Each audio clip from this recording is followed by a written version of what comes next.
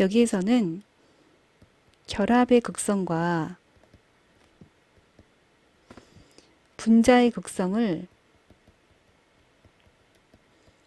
잘 구분할 수 있어야 해. 자, 분자의 극성 볼게. 무극성 분자와 극성 분자가 있거든.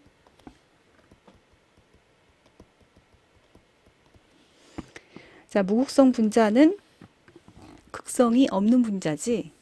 즉, 분자 안에 전하가 고르게 분포해서 부분적인 전하를 띠지 않은 분자야. 즉, 쌍극자 모멘트가 0인 분자지. 그런데 극성 분자는 분자 안에 전하가 고르게 분포하지 않고 한쪽으로 치우쳐져서 부분적인 전하를 갖는 분자야. 즉, 쌍극자 모멘트가 0이 아닌 분자지. 이원자 분자의 경우에 자, 같은 종류의 원자끼리 무극성 공유 결합을 하면 H2, N2, O2 이렇게 서로 같은 두 원자가 공유 결합을 하면 이때 무극성 공유 결합을 하게 되고 무극성 분자가 되는 거거든. 그런데 서로 다른 두 원자가 공유 결합을 하면 극성 공유 결합을 하게 되고 극성 분자가 되는 거야. 자, 그런데 다원자 분자의 경우에는 다원자 분자는 3개 이상의 원자가 결합을 한 건데 이 3개 이상의 원자가 극성 공유 결합을 하더라도 분자의 구조에 따라서 극성이 결정이 되는 거거든.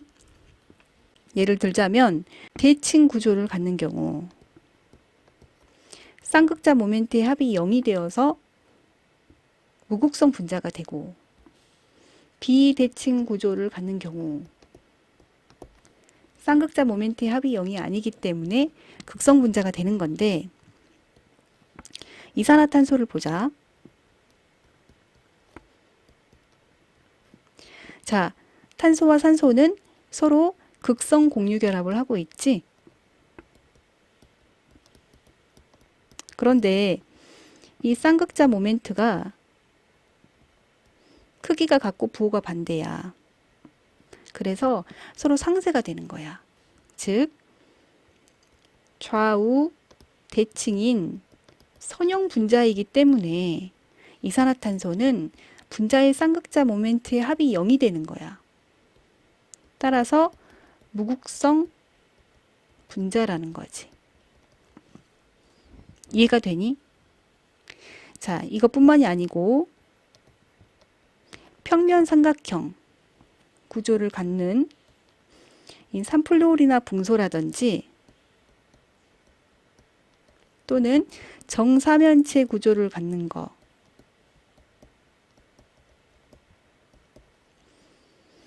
이러한 분자들은 쌍극자 모멘트가 서로 상쇄가 되기 때문에 무극성 분자가 되는 거야. 자, 이번에는 비대칭 구조를 살펴볼게. 자, 물을 보자.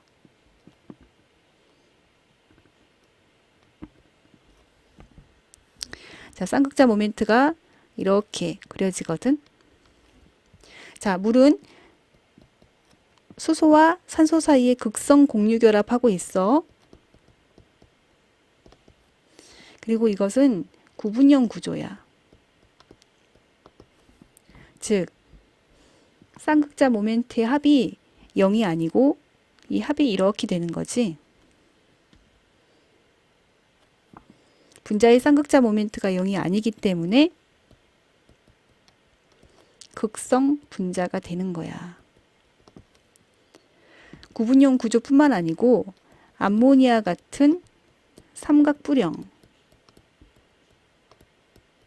그리고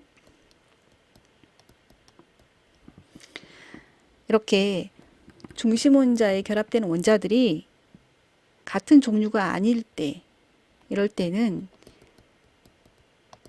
대칭이 아니기 때문에 쌍극자 모멘트의 합이 0이 아니고, 즉 극성 분자가 되는 거야. 이해가 되니? 자, 이런 내용들을 잘 정리해야 해. 다원자 분자의 경우에는 극성 공유결합을 할지라도 좌우 대칭인 선형이거나 평면 삼각형 정사면체, 이러한 대칭 구조를 갖는 분자는 쌍극자 모멘트의 합이 0이 되어서 무극성 분자라는 거야. 그런데 극성 공유결합을 하고 있고 비대칭 구조를 가지면 구분형 구조, 삼각뿔형, 사면체, 이런 것들은 쌍극자 모멘트의 합이 0이 아니기 때문에 극성 분자가 된다라는 거야. 자, 결합의 극성과 분자의 극성을 잘 구분할 수 있겠니? 분자의 성질을 정리해보자. 자, 극성 분자와 무극성 분자로 나뉘어서 살펴보자. 자, 대전체의 영향인데, 우리가 물줄기를 가늘게 흘려주는 거야. 이때 대전체, 마이너스 전하를 띠는 이 대전체를 가까이 가져가면 어떻게 될까?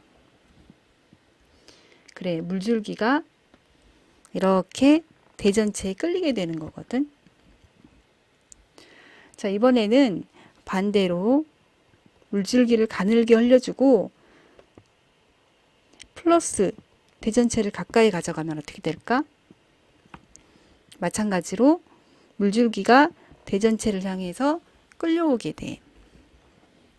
그것은 극성 분자 안에는 부분적으로 플러스를 띠는 부분과 마이너스를 띠는 부분이 같이 있기 때문에 가능한 거지. 물 분자에서 이 플러스를 띠는 수소가 대전체를 향해서 끌려가게 되고, 물 분자에서 마이너스를 띠는 이 산소가 대전체를 향해서 끌려가게 되는 거야.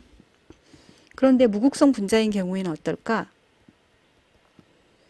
노말 헥세인 같은 액체를 가늘게 흘려주었을 때 대전체를 가까이 가져가도 끌리지 않는다라는 거지. 자, 전기장에서의 배열을 볼까?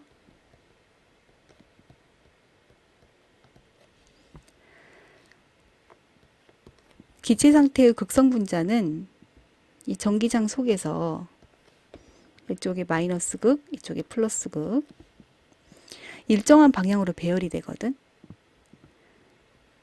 자, 극성 분자 안에는 이 부분적으로 플러스를 띠는 부분과 마이너스를 띠는 부분이 있지. 마이너스를 띠는 부분이 플러스 쪽을 향해서, 그리고 플러스를 띠는 부분이 이 마이너스 극을 향해서 일정한 방향으로 배열이 되는 거야. 그런데 무극성 분자는 어떨까? 이 전기장 안에서 일정한 방향으로 배열되지 않고 무질서하게 배열이 되는 거지. 자, 세 번째, 용해도를 볼게. 극성 물질은 극성 용매에 잘 녹고, 무극성 물질은 무극성 용매에 잘 녹는 거야. 특히 극성 물질은 극성 용매와 서로 잘 상호작용을 하기 때문에 잘 용해된다는 것 알 수 있겠지. 예를 들어서 자, 시험관 안에 물과 헥세인을 넣으면 서로 섞이지 않고 층이 분리가 이루어지거든. 여기에 보라색을 띠는 아이오딘을 넣고 뚜껑을 닫은 후에 흔들면 어떻게 될까? 아이오딘도 무극성이기 때문에 무극성인 헥세인에 녹아서 헥세인층이 보라색을 띠게 되는 거야. 자, 극성은 극성에, 무극성은 무극성에 잘 용해된다라는 거지. 이번에는 녹는 점과 끓는 점을 보자. 자, 분자량이 비슷한 경우에